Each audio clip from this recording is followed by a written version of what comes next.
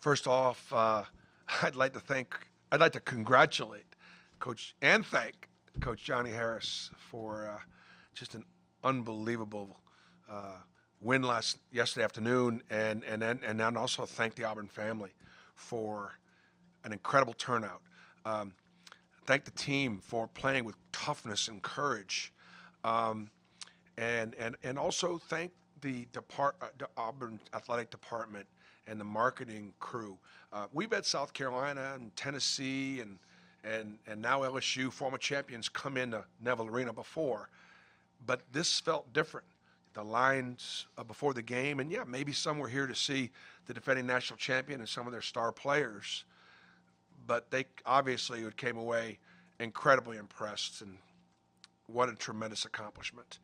Um, Second thing, happy Martin Luther King Day. Um, I am, grateful for the work that Dr. King did, and as a coach and a teacher, I try to remind my players to take advantage of the opportunities that their fathers didn't have. Um, there still is racism in this country, but my student athletes are in a lot better position to take advantage of the American dream than their fathers and their grandfathers were. And my job is to encourage them and teach them to do that, to do exactly that. Um, Vanderbilt is right now sits at the bottom of our league, um, and all I can do is see them in a 2-point loss at Memphis, and being in a last possession or two game against Alabama. Watch them go on the road to LSU and beat and compete and be in the game the whole time. Watch them, in a close game with Ole Miss at Ole Miss. Just and knowing that last year we went there and got beat, and so obviously we have a lot to play for. I will try to explain to our guys that a little bit about Auburn basketball history, and I'm going to remind our guys that prior to us having won 5 out of the last 6, we had lost 13 straight to Vanderbilt.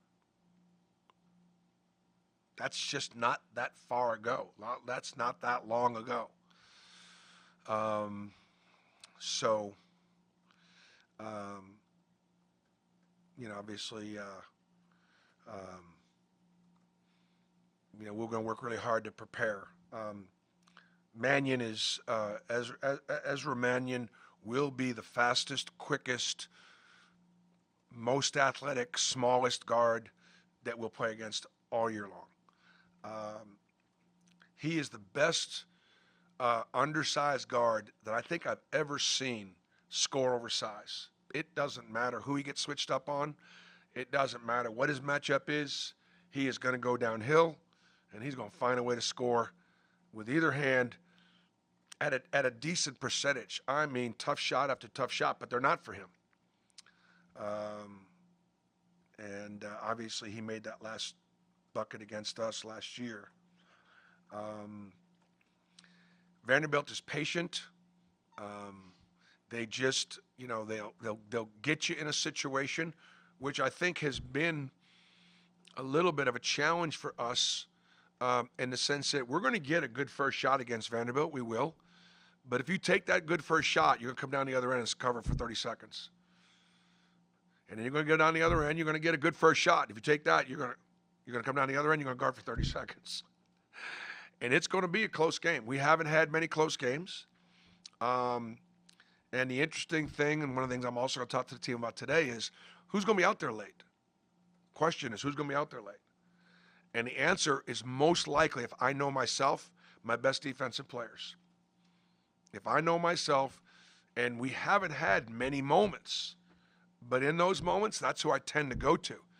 So that may answer the question for who's going to be out there. Whereas Vanderbilt, or when Ole Miss comes in Saturday, or at Alabama and at Mississippi State, our next 4 games, I would anticipate all 4 of them being much closer, and us being involved in situations that we've hardly been involved in this year. So Um, those are the kind of things that we're preparing for. How could you possibly have any questions after all that? It's kind of early into conference play here. You guys are 3-0. Alabama's 3-0. Samford's 15-2. Troy's playing great basketball. Like, what, I guess, if you had to kind of look at like the state of basketball in in Alabama. Whoops. The where kind of is your head at looking at that? Yeah, man. I know it sounds crazy, but I'm definitely proud of the state of basketball in Alabama. I'm proud of it. I mean, between Auburn and Alabama, in 4 of the last 5 years, we've been the champions. You know, I mean, and I don't think the SEC, quite frankly, has done enough to really promote that. Like sometimes when I say that, do you remember reading that? I don't remember reading that in Sports Illustrated. I don't remember. I remember reading times when Auburn and Alabama won 4 out of the 5 SEC championships, but not in basketball. But that's in the past. You know, we'll see what we could do right now. You know, I'm trying to make history in the future, and that's going to be tough. It's going to be tough. I think Tennessee and Kentucky and Ole Miss and a few other teams in our league will have something to say about it as well as Auburn and Alabama. But yeah, I mean, the job that our coaches in the league are doing at Samford and Troy and UAB and South Alabama and North Alabama and Alabama Huntsville and Tusculum and Alabama A&M, Alabama State. It's pretty strong, pretty strong. Rich, I asked you about this after the game the other night, but the free throw shooting for y'all are top 50 in the country right now in free throws. This could be your best free throw shooting team in a while. I want to ask you a little bit more about how much you've seen these guys in particular work to get better, because there's several guys on this team that have had pretty big jumps in their free throw percentages this season alone. Well, I mean, one of the keys to being a good free throw shooter team is to get your best free throw shooters there. So, the Final Four year, Bryce Brown and Jared Harper went to the line a lot, and that helped our percentage. That's not necessarily the case at 1 and 2 for me right now. And so now my 3-man, Chad Baker's getting there more. Jalen Williams as a 4-man's getting more. And Dylan and Janai are always going to get there because, we go through them a lot. And, I can't compliment Dylan and Janai enough for their effort.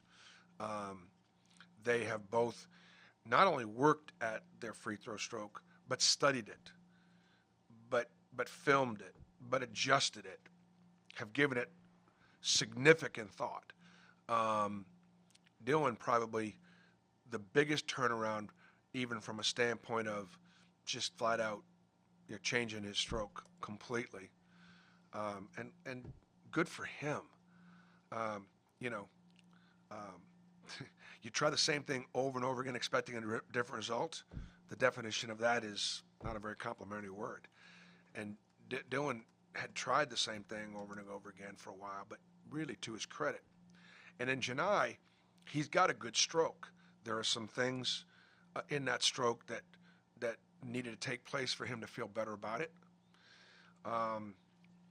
And that's going to be a key for us to be able to continue to win close games. Coach, there's been a lot of talk about Trey improving over, this season last season.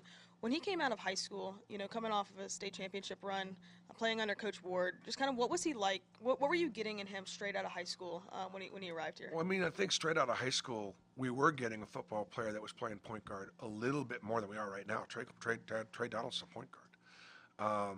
And, I continue to point to Trey and Aiden as, the leaders of our team as it relates to our backcourt. Valuing possessions. They both got almost a 3-to-1 assist turnover ratio, and which means that they value possessions, and they've trusted their teammates to also, get the ball ahead and let some of those other guys make some plays, and they'll be willing to take the hockey assist, but not put the ball in positions on the floor where they turn the ball over so much. I think that Trey obviously has, he has improved. And just like at so many positions on the floor, We don't drop off when we go to the bench. And that second unit has been really effective defensively. And that second unit has been better defensively than the first and the starters. And that's really helped us.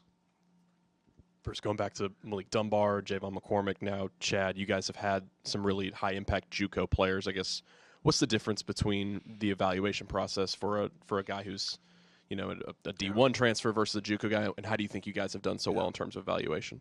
Well, one of the things about the transfer portal that I think is a positive thing. Look, I believe in the opportunity our country presents and provides for people. And I think, I transferred from Milwaukee to Tennessee and transferred from Tennessee here in many ways, and, southern Indiana to Milwaukee. And so the opportunity to move and move up, it's just a great thing. I personally am in favor of a one-time transfer. I am. And I think that the reason why I'm in favor of that is I just think it's great for kids to have that opportunity 2 times in a career. Now you begin to wonder whether or not we're teaching the kids to flee, not fight. But as it relates to transfer decisions, the best way to evaluate whether or not somebody's going to be successful in your program is to watch them against the best competition. So when I studied Chad Baker at San Diego State, Duquesne, and in junior college winning a national championship for a good friend of mine out in Florida, Coach DeMayo, I got a chance to see him be coached at the high level, and I got to see him compete at the high level.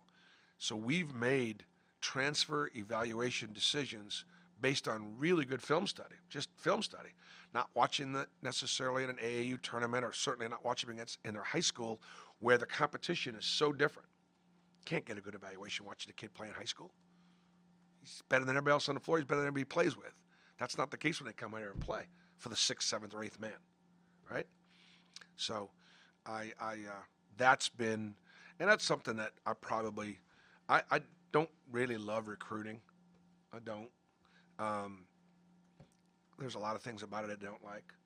But I love the evaluation process. I do. I really love to watch the ball, both in the gym and on tape. Bruce, when you guys have played, And my staff has done a very good job. With my staff and I have done a really good job making some of those evaluation decisions with mid-major guys, junior college guys, Division II guys. I don't think we've gotten one wrong in 3 or 4 years. It's hard to do. Bruce, when you guys have played Coach Stackhouse's teams at Vanderbilt, they're usually, no matter what the record is, they're usually really close games, really tight games. What is it about his teams and these Vanderbilt teams that you feel like make them so tough? Well, he's one of the best offensive coaches in the country because he was a pro. He was a really good pro coach. Jerry Stackhouse could coach in the NBA right now and be very successful. And in fact, I would imagine that's where he's going to. I would imagine he's going to be there someday again because he was. He got a phenomenal offensive mind, and as a player and a competitor, he was about as tough a player as there was on the floor. Everybody was afraid of Jerry Stackhouse, period, because he was physical, tough, and he would take your head off.